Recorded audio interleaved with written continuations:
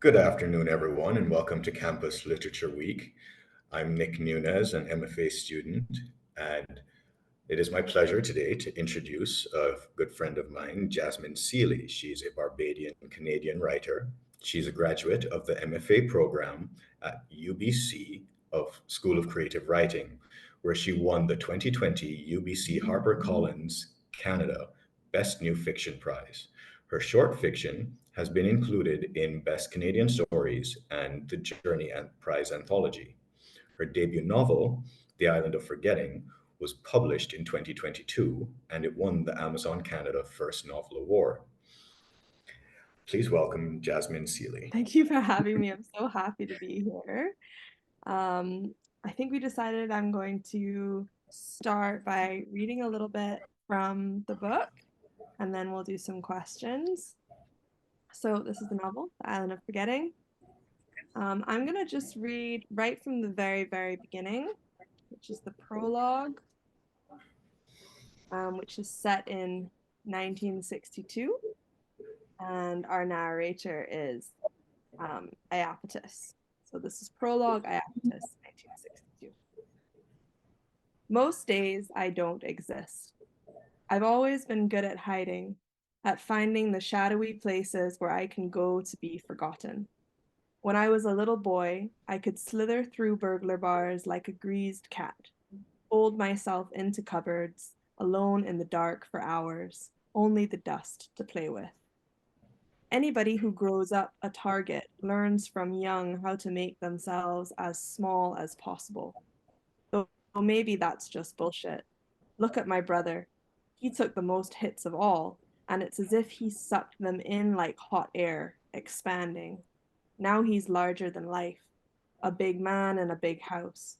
And I'm the mongoose who lives in the gully, the rat in the cane field, the stray dog beneath the floorboards.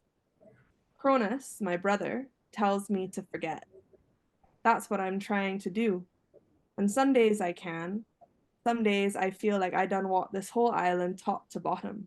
Walk until the sunburnt road scald my bare feet, and then keep walking till I can't feel even that.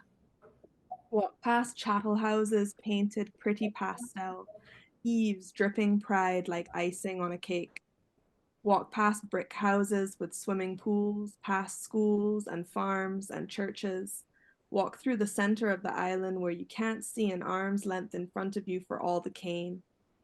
Snap off a piece of it and suck it dry. In the villages where folks know me, sometimes I can sweet talk one of the shop women into giving me a rock cake to fill my stomach. Pass by the rum shop and beg a bottle off one of the boys, if they're feeling generous. Sip it as I walk through Bridgetown, past the careenage where the boats bob pretty on the green water. On the sidewalk, locals and tourists alike dressed fine for a day in town. I walk with my feet in the gutter so as not to get in their way. Here, too, I disappear. I'm invisible in a different way. I'm a drunkard, just like my father was, or worse, a madman. No one looks me in the eye too long. School children laugh at me. Church ladies clutch their purses and cross the street when I pass. Keep walking. Eventually, one way or another, I always reach the shore. It's harder to hide on the beach. Men like me stick out on the white sand like skid marks. Sun too bright, hotels crawling with policemen who sweat in their starched uniforms. Can never stay on the beach too long. All those bare bodies, all that sun glaring off the sea like polished silver. The tourists eye me warily out the corner of their eyes as if I'm a black cloud blowing in to ruin their vacation. They don't want to see me, don't want to know that I exist. Have to get back to the hills, to the gullies and the springs and the fields, to the cool, dark earth where I can be alone. Alone, always alone, but never free. I'll stop there. Bravo. Thanks, Nick. Well, it's wonderful because just that beginning chapter, it really emphasizes exactly what Omar El Akkad, author of What Strange Paradise, had said about you, saying that at the sentence level, your words are gorgeous. You paint a beautiful photo of the island, of the story, of the people, of the feeling. Everything is fantastic. This is a wonderful piece of literature that you've put out into the world, and it was a result of your MFA program, correct? That's right. Yeah. Could you Um, describe the journey? sure. Yeah. So I did an MFA in creative writing at UBC, and you have to produce a thesis in order to graduate, and your thesis has to be a book length project in any genre. So people do poetry, they do screenplays, they do collections of essays. Um, and it really depends on the student. Some people come into the MFA with a pretty clear idea of what their thesis is going to be because it's maybe a project that they've been working on for years. That was not the case for me. I really like it was getting down to the wire and I did not have a clue what I was going to do. I had been writing a lot of short stories in my fiction workshops and I had been like tinkering with a screenplay and a screenwriting workshop and but I didn't really have anything that I didn't have enough short stories to compile a collection and yeah, I just really didn't know what I was gonna do. And then I got the idea for the Calypso. So the book, for anybody who hasn't read it, it's split into kind of three main sections, each with a different narrator. And the middle section is narrated by Calypso. And she came to me first. Like that was the original inspiration was I was really interested in this relationship between Calypso and Odysseus. And so I had the idea and I just wrote basically a 10-page short story for a fiction workshop. Okay. Um, that was basically like the Calypso section condensed down into 10 pages. And funny enough, the inspiration for that, I love when I do these interviews with Caribbean audiences because they actually get this reference. Like no one in Canada gets this reference, but the inspiration was actually like a music video for that song "Hello" by Kes.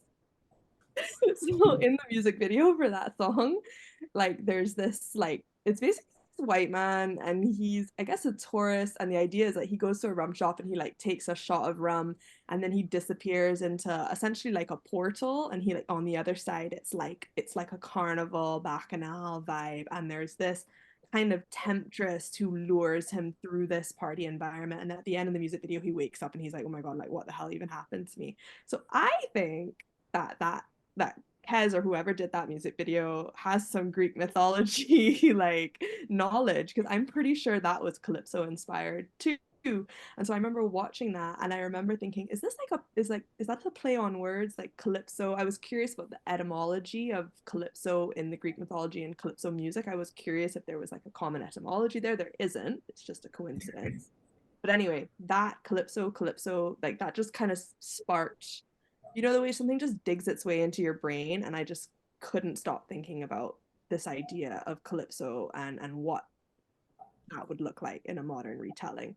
So wrote this 10-page short story for the fiction workshop and submitted it. And the feedback in the class was really positive and there was a lot of people just saying this is a novel, like there's so much here, you could dig into the intergenerational element, you could kind of the tie-in with the hotel industry and the tie-in with tourism and the tie-in with colonialism. There was a lot of like that could be built on it and I felt that too. I felt like I wasn't done with the character and with the story after 10 pages. So I basically just kept working on it and I did another short story for the Atlas section and another short story for the Nautilus section. And then by the end of that semester, I had about 30-40 pages. Um, and from there, then I just kept building and building and building and expanding the world to meet originally just to meet the thesis requirement. I wasn't really thinking about publication. I wasn't thinking that it could be a book until at some point in the process, I just remember reading it and having this thought like, oh, I've written a book. Like this could be a book. Like that feeling of like, oh, I think I'm onto something here. And I remember that clicking. But it really much was very this kind of slow iterative process where I was just kind of building on these short stories and it was really just to meet the requirement to graduate, which in hindsight was probably a good thing because it took the pressure off. I think if I was thinking of it as a publishable novel, I would have like had that paralysis. But because I was just like, I wasn't trying to be perfect. I wasn't trying to make it the best it could be. It was just like, I just kept telling myself, you got to do this because you have this deadline. Just get it done. Just get it done. And that turned out to be the key. That's really good because when I had actually borrowed a copy from our mutual friend Jonathan, he just left Trinidad today, and so I gave him back the copy, so I don't have it on me here. Yeah. Uh, but while I was reading it, there was so much magical realism. I even got a little hint of Gabriel Garcia Marquez in there. Like I Oh, was that's thinking awesome. 100 years of solitude, kind of because of the Yeah. generational movement. But obviously, yours is much easier to follow because not everyone has the same last Same name, name. the same That's awful. names and stuff. But that's fantastic, and that's a really good thing to let people know. Is especially when it comes to writing, having a goal that isn't too scary and too larger than Yes. life for you. Yeah, I mean, perhaps some people find that motivating. I find that paralyzing. Like, and then now I'm facing that. I mean, we can maybe get into this a little bit later, but with second book, kind of, Right. I'm facing a lot of that now of like this idea. Well, there's a lot more on the line. There's a lot more at stake, and I'm finding it really difficult to write, knowing that I'm now writing what will likely be a published novel, if I can get it done. And that's a lot harder. So, I mean, just enjoy that time when you're in the MFA and you're just experimenting and you're a student and you don't have that pressure because it's really freeing. You can really kind of just have fun with it. Right. Well, do you mind telling me what the publishing process was like after you had finished the thesis? Sure. So I had a bit of an unconventional path to publication because the UBC writing program partners with HarperCollins Canada, which is the Canadian division of HarperCollins, which is a big five publisher. They partner every 2 years, and anyone who's a current or a past student of the writing program can submit an unpublished manuscript to a competition. And if you win the competition, you get an agency agreement with a local literary agent here in Canada, and you get a book deal with HarperCollins Canada. And so that I won. That's how I got my book deal. So I got my final edits back from my thesis advisor in like March of what would that have been? 2020, I think. That would And have been where you were a finalist for Bocas Lit Festival. so no, that was after the book was published. So that was a couple years later. So that was like 2022, 2023. Yeah. So this is before publication. This is like 2020. I'm nothing and nobody. I have nothing. Like I'm really like I have a couple of short stories placed in some literary magazines, but that was it. And I'm just toiling away my thesis. Um, so I had the manuscript that was essentially like my thesis, and I had these notes from my thesis advisor, and then the deadline to submit to the contest was May. So again, with me, I have to have this deadline because it really helps motivate me. So I knew I had between like March and May to like do some major substantive rewrites, and then I had submitting to this contest as kind of my like lodestar. So I submitted to the contest in May, and then yeah, heard back in August that I had won, and so got offered the book deal with HarperCollins in summer of 2020, and then spent 2 year. It was like edited for 2 years between a summer of 2020 and publication in spring 2022. So almost 2 years, um, which I thought sounded really long at the time. Like I remember when I got the book deal, thinking, "Oh my gosh, this is crazy! Like it's going to be almost 2 years before this book comes out." But it actually flew by because really you're only really editing for the first 6 to maybe 9 months of that. The rest of that time, then it's in copy edits. It has to be with, and then because of COVID and there was supply chain issues, they wanted everything completed earlier and sent to their printers in China or wherever they do it. So because there was like a lot of delays, like with book shipments. So really like it was actually quite a fast-paced editing process working with my editor at HarperCollins to get it kind of up to speed because she whipped that book into shape. Like the manuscript that was accepted for publication was drastically different than the manuscript that ended up being the book. I went through a lot of changes with the editor. Okay. And do you think any of those changes could possibly be utilized in maybe a sequel or I stories mean, down the line? I don't like as in like things that I took out, like would I be able to like use them in the future or like recycle? Probably not. You know, it's so funny when you're editing because you think like things are so precious and I never delete anything. You know, I cut and paste them into a new document and save it. And I'm like, oh my gosh, like I'm so sad, like, you know, killing my darlings or whatever. And then I literally don't even remember. And I think I cut close to like 30,000 words. Like it was 100 and close to 120,000 words when I got accepted for publication. HarperCollins wanted me to get it down to 80,000 because 80,000 is about what they want a work of commercial literary fiction to be. Um, because it's to do with like length.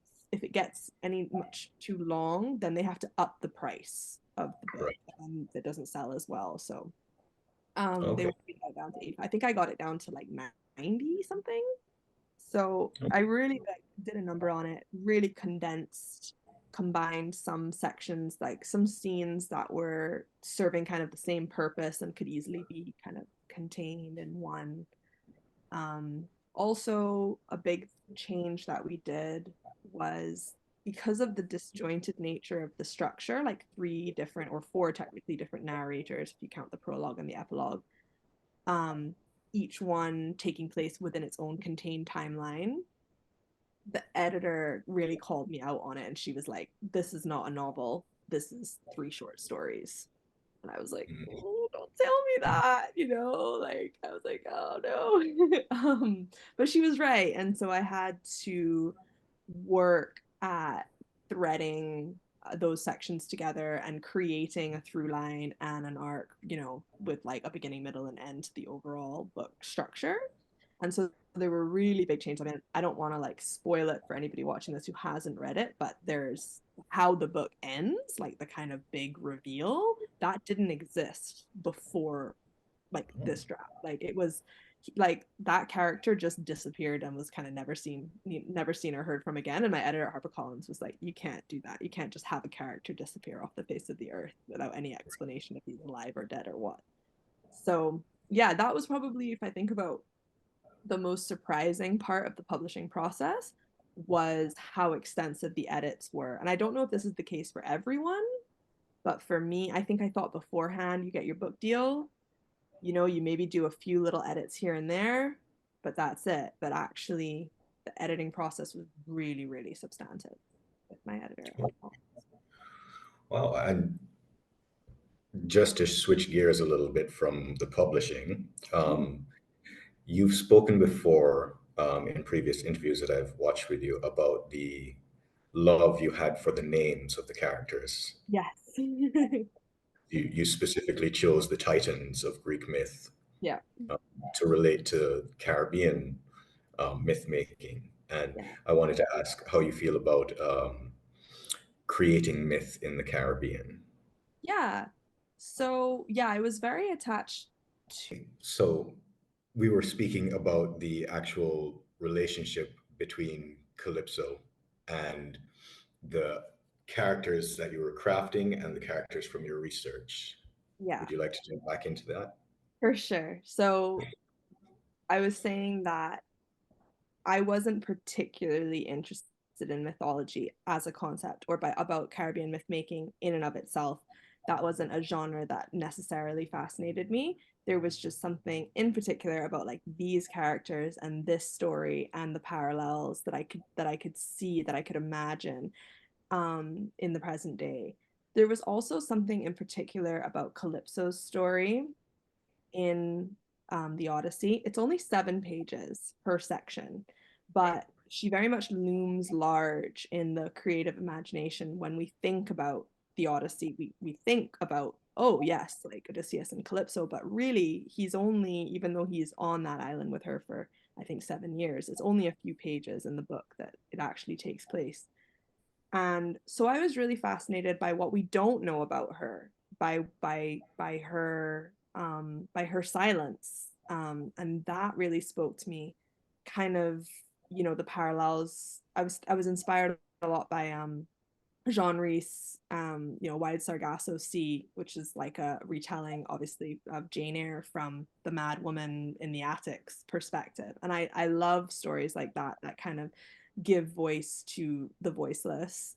Right. Um, and so I just wanted, I had Calypso's voice in my head, and I could just imagine her so clearly as just this precocious, forthright young thing who just thinks that she's in power, and she thinks that she's magical, but really, like, is she the victim? Is she not? Is she the sorceress, or is she the one, being taken advantage of? And what would that look like from her point of view? So it was really about character for me, and that was the mythology just fed into the character development for me. It was this well that I could draw on every time I kind of maybe got stuck, or wouldn't be sure about what decision or avenue a character would go down. I could use the mythology to kind of draw on, and it really Right. just shaped who they are and the decisions they make. So Atlas, you know, as this in the mythology, is this character who ends up being punished by holding up the sky for the choice that he made, the loyalties that he had, in the war where he sided with Cronus over Zeus. It was just so easy to kind of draw that out and think, okay, well, what kind of character would he be? He's somebody who's loyal. He's somebody who really kind of carries a heavy burden and is always going to make decisions that for the benefit of others, and sacrificing himself. But then I would take that one step further in the psychology, and I would say, okay, well, is that maybe something that he uses as an excuse because he's actually afraid to take these leaps, and he uses this excuse of, oh, I have this family obligation, when really he's actually afraid to take these leaps. And so it was the mythology just provided this great psychology for the characters. um so that was kind of more what I used it for. Oh, that's fantastic. That is essentially just breaking down fairy tales to the Yes. essence of the being of the characters, of the purpose of the setting, and transposing them. Because all you don't really need to have the fanciful, you just need to have the grit of Yeah, who these people are. exactly. It's the human kind of story that exists within the supernatural element. That's what really interested me. Fantastic. Yeah. Um, Also, as you know, I love your language, the sentence structure, the words you use, the rhythm, the cadence, the length of your sentences. The It's accessible, it's intimate, it's familiar, it's fiery. Oh, Uh, thanks. do you do you tend to spend more time on the words rather than the plot? Sometimes do you get lost in the beauty of the language that you're using rather than where you're taking the story? Yeah, I'd say that's definitely fair. I would say that in terms of what I prioritize, the voice and the style at the sentence level, I think, matters more to me than plot. And plot is something that I have to kind of work on, like, really mechanically. Like, it feels when I'm editing for plot, like the metaphor would be that I'm going in with like wrenches and like hammers and nails, and I'm just like breaking things apart. And it's this really kind of really mechanical process of like fitting things together and being like, oh, okay, well, if this needs to happen, so what if this person has a conversation with this person and then they reveal it, but then, oh, but then, okay, but then if that happens, then I have to go back 3 chapters and I have to delete that thing. And it's like that. And that really came, as I said, in the editing. The Yeah. part of the writing that I enjoy, where I get into that flow, is when the language is flowing. And I find I have a hard time writing until I can hear the voice, of the characters. And yeah, and when I'm reading too, the thing that I admire most in other novels is often like when I read a sentence and I'm like, oh, that's a good sentence. Like, that's a good metaphor. Like, that's my thing. That's my jam.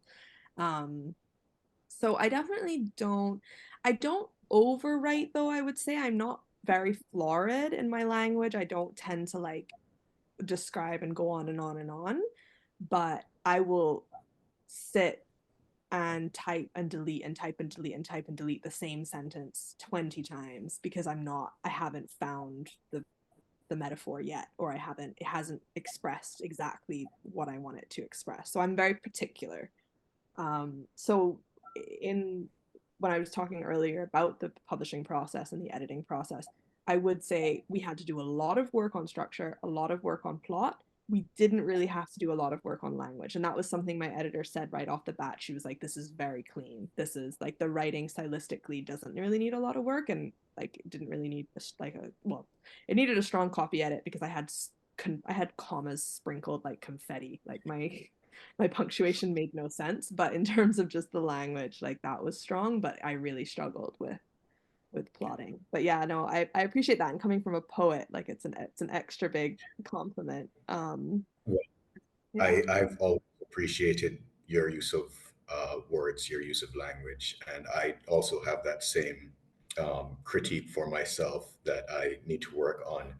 Stop being flourished with your language and get to the point. But Yeah. you're much further Yeah. along in the process than I am, so Probably it's good helps to. that I came from short stories. I think coming from short stories, this was the longest I'd ever written anything. And like I said in the beginning, it began almost like it's the short stories anyway. So I really came from that kind of economy of language. Like that was just always been that was my kind of intro into writing the book. Um, but yeah, I language is super, super important for me. And when I'm reading another book, if there's a clunky metaphor or an obvious metaphor or something that just sticks out like a sore thumb, it can completely takes me out of the story. I really, really, really like it's just what my ear is attuned to when I'm listening to something as well.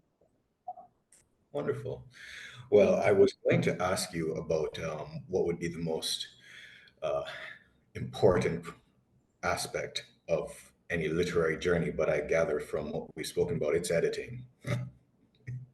Yeah, I think that's fair. And I would say that I'm somebody who was very resistant to editing before I published a book.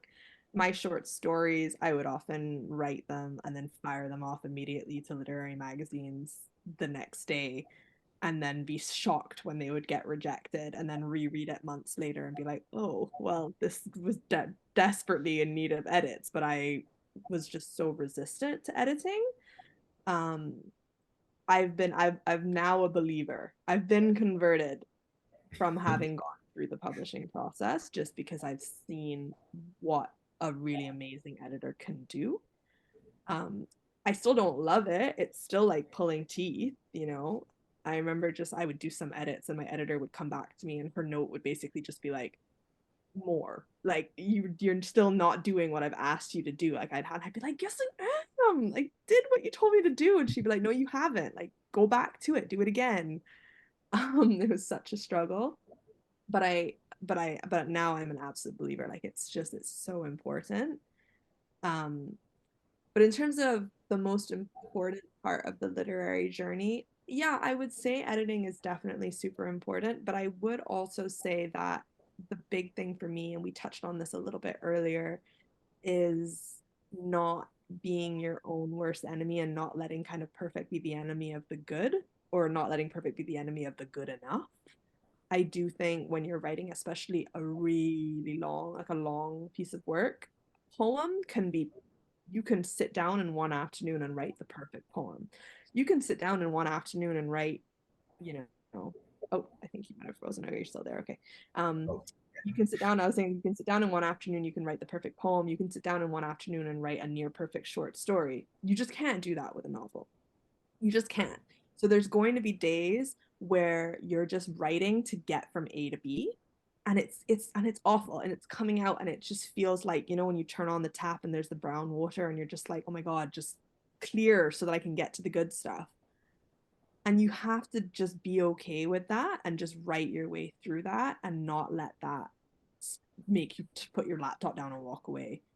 Um, and I do think that kind of embracing being bad at it, embracing the bad writing, embracing the mediocre, and accepting that what you write, whether you think it's good or not, or other people think it's good or not, it's the best that you are capable of writing right now, and that's enough. And having that be enough. And I'm kind of speaking to myself right now because it's something that I'm struggling with. Again, like I said, with the second novel, trying to get back into a writing routine and just feeling like so frustrated by how the words just aren't, they're not wording the way they're supposed to word, you know? I'm Yes. so frustrated, but I have to just accept that it's okay, and what comes out is what comes out, and not get kind of um, you know, defeated by the tyranny of the blank page.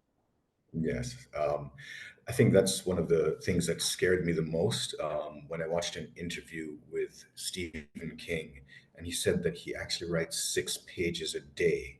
Oh my And I was like, gosh. um, that's uh, that's okay, all Yeah, right. That that's that's a very true. struggle. I once interviewed Isabella Lende on stage, and she told me that she begins a new novel every year on January 6th. Wow. Because she just, the way she said, she was like, writing is not fun, it's a job, it's painful, it's an ordeal to start every time. So in her mind, she's like, Christmas is over, put away the tree, sit down and write a novel. And just like clockwork, that's what she does. And so that is very common. You hear that a lot from a lot of writers, that they sit down and it's that bum in chair, get it done. I struggle with that. I find if I'm not feeling inspired, I have a hard time writing. So I do think there's a balance, and everyone's got their own way. I don't think, you can you don't think I don't think you can force it if you're not feeling it, but I do think you just don't want to get in your own way and let your own doubts kind of prevent you from even starting, right? I mean, I'm not a huge Hemingway fan, but he did say there's nothing to writing. All you have to do is sit in front of a typewriter and bleed. Oh, yeah, I've heard that before. Um, Only like an old white man would be so melodramatic about it. so Just you're just writing. You're not like solving hunger. Relax. yeah, it's just art. Mhm. Is there anything that you would give advice to the new generation of MFAs here, especially at in the Caribbean? Um, I guess just, yeah, like kind of just continuing on what I was saying. I think I didn't appreciate how amazing the MFA experience was until I left it. You are just in this incredible kind of um just like pressure cooker environment where you're just being almost forced to churn out work at this incredible pace. You have this resource of your peers and your instructors to read and give feedback. And a lot of people are really resistant to the workshop process, or they really struggle with it. They have anxiety, they don't take feedback well, they don't take criticism well, and I completely understand and empathize with that.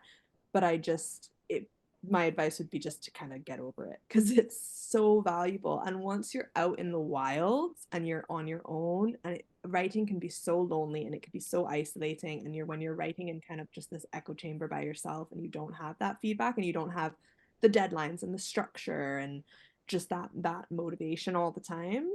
I personally am finding it really hard to kind of develop a creative practice and maintain a creative practice outside of the MFA environment.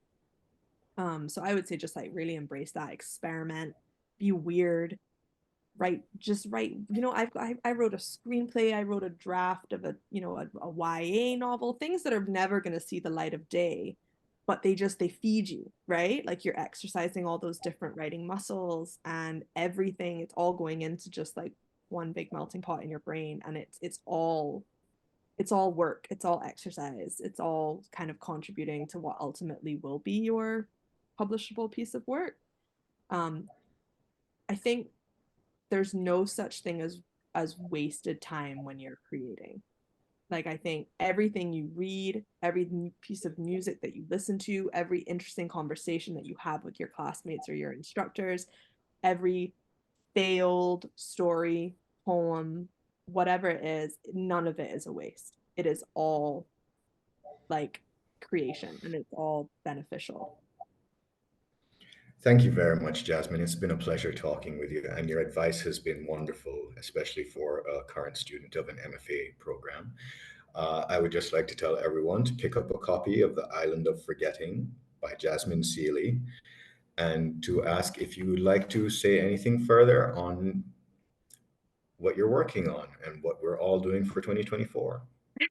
Sure. I mean, I would say that I am just working on trying to do the work. Nothing really coming down the pipe right now. I'm just like in the weeds trying to get back into a creative writing practice.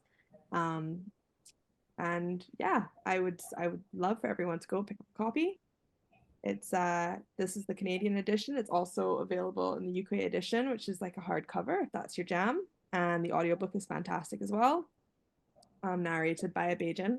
I lobbied for that. They were trying to just give me some generic pan Caribbean accent, and I was like, no, has to be a Bajan. So the audiobook's fantastic. So yeah, go ahead and check it out. Thank you so much. Pleasure Thanks. having you, Jasmine. Lovely to be here.